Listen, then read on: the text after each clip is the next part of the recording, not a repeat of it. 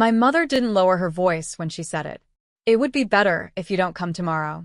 You spoil everything. The room went quiet in that sharp, suffocating way that makes your chest feel too small. My sister stood behind her, pretending to fix her veil, not looking at me. No one argued. No one even shifted. I didn't cry. I didn't ask why. I just nodded like it made sense.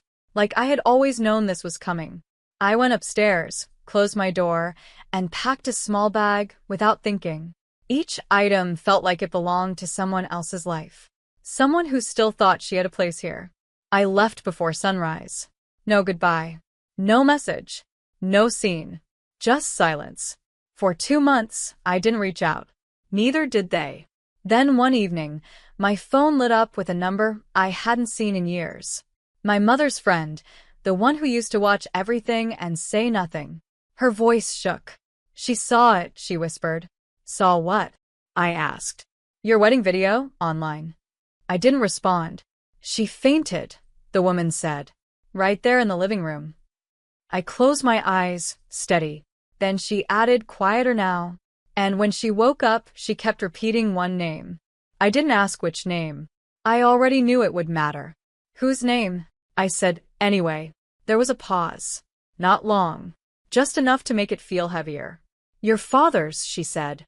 I let that sit between us. Cold. Unfamiliar. My father? I repeated. She hasn't said his name in years. I know, the woman replied. That's why it scared her. I leaned against the counter, gripping the edge. My father wasn't a memory in that house. He was a silence. Something erased so completely it felt like he never existed. What exactly did she see? I asked. Your wedding, she said. But not just the ceremony. The guest list. The people around you. I didn't speak. She kept pointing at the screen.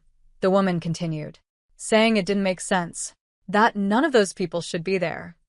That made me smile, just barely. Who did she expect? I asked. You know who, she said quietly. Yes. I did. A small, carefully chosen crowd. People approved. People controlled. Instead, she saw something else entirely. What else?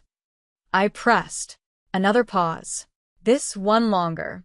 When the video reached the reception, she said slowly. It zoomed in on the head table. My breath tightened. And that's when she saw him. The name she wasn't supposed to remember. I didn't ask her to describe him. I already knew what she saw. Not a ghost. Not a memory. A man. Real.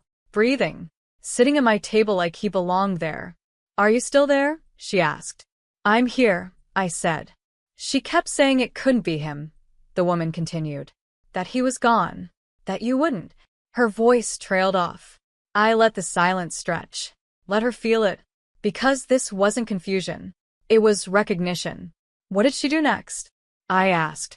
She replayed it, she said. Again and again. Pausing. Zooming. Like she was trying to prove herself wrong. That sounded like her. Control the narrative. Even when it's already broken. And then, I pressed. She started shaking, the woman whispered. Said your name like she'd never said it before. That almost made me laugh. Did she call me? I asked. No, she said quickly. She just kept staring at him. At him. The man she erased. The man she buried without a grave. Tell me something, I said, my voice steady. Yes. Did she notice where he was sitting? A beat passed. Yes, she said slowly. And that's when she realized. I added quietly. He wasn't just a guest. He was at the head table, she said, almost whispering. Yes, I replied. Exactly where he belongs. She didn't answer right away. You need to understand, she finally said, voice tight. This changes everything. No, I said calmly. It reveals everything. I could picture it now. My mother frozen, eyes locked on the screen, trying to rewrite what she was seeing. But truth doesn't bend for comfort. Did she say anything else? I asked. She kept asking how it was possible, the woman said. How you even found him. I let out a slow breath. She didn't find him, I said. I did. That was the part she would never accept. Not that I was excluded, but that I chose a different life anyway. She thought she ended that story, the woman murmured. She ended her version of it. I corrected. There was a difference. A big one. And your sister? I asked. She didn't say much, she replied. Just stood there, watching her video, like it was something dangerous. Good. Let it be dangerous. Let it unsettle them. Tell me, I said softly, did the video show the moment we stood up to speak? A pause. Yes. I closed my eyes briefly. Then she heard it. I said. He called me his daughter.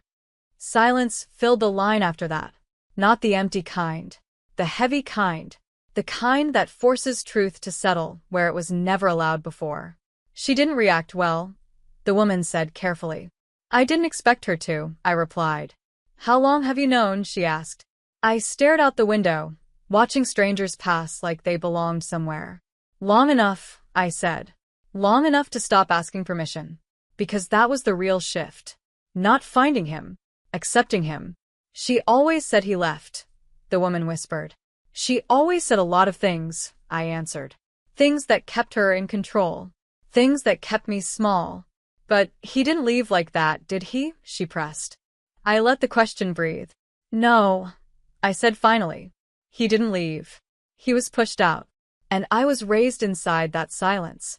Inside that version of the truth that made everything simpler. Cleaner. Safer for her. She's unraveling, the woman said. I know, I replied. Because when one lie collapses, it doesn't fall alone. It drags everything with it. And when the video reached the vows, she added slowly, she stood up like she couldn't breathe. My fingers tightened slightly. Did she hear what I said? I asked. Yes, she whispered. I nodded once. Good. Because that was the moment everything became irreversible. What exactly did she hear? The woman asked. I took a breath, steady but deep. She heard me tell the truth, I said. Not all of it. Not the messy parts. Just enough. She kept saying you were being manipulated, the woman replied. That someone filled your head with lies. I almost smiled. That would be easier, wouldn't it? I said. To believe I'm confused instead of aware. She doesn't think you'd do this on your own, she added. That stung more than I expected. Not anger. Something sharper. She never did, I said quietly. That was the pattern. I wasn't difficult. I was influenced. I wasn't distant. I was misled. I wasn't choosing. I was controlled. She said your wedding was a mistake, the woman continued. Of course she did. Because it wasn't hers to shape. Not the guest list. Not the vows. Not the man standing beside me. And when your father stood to speak, she said slowly, she started shouting. I closed my eyes, picturing it, her voice cutting through the room, trying to override something already set in motion. What did she say? I asked. That it wasn't real, the woman whispered. I let that land. Then I said, calm and certain, she knows it is.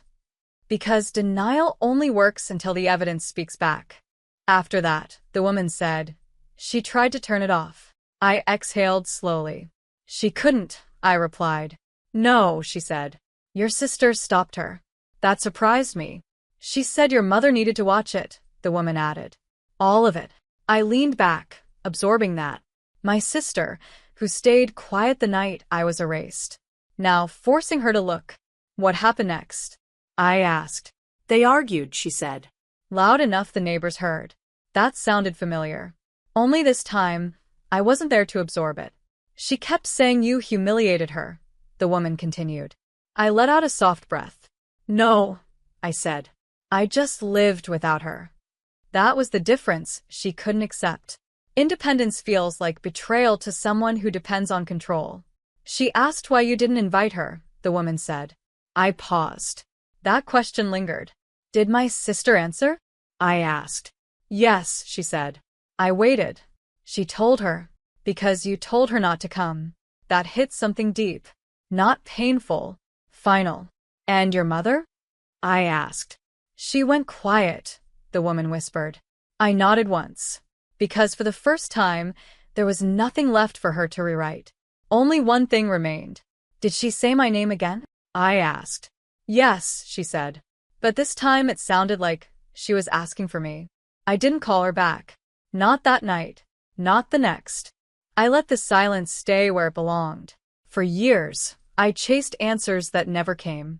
I softened myself to fit inside her version of me. Smaller, quieter, easier to dismiss. Now she finally had questions. And I wasn't rushing to answer them. Do you think she'll try to reach you? The woman asked carefully. Yes, I said. Will you respond? I looked at the reflection in the window. For the first time, it felt like mine. I don't know, I admitted. Because closure isn't always a conversation. Sometimes it's distance. She keeps replaying the video, the woman added. Especially the end. I smiled faintly. Of course she did. That was the part she couldn't undo. Does she understand now? She asked. I thought about it. The wedding. The speech. The name that changed everything. Yes, I said finally. She understands. Not everything, but enough. Enough to know I didn't disappear. I stepped out and built something real. Without her permission. Without her approval. Without her. The line went quiet after that. And for the first time in my life, silence didn't feel like rejection. It felt like peace.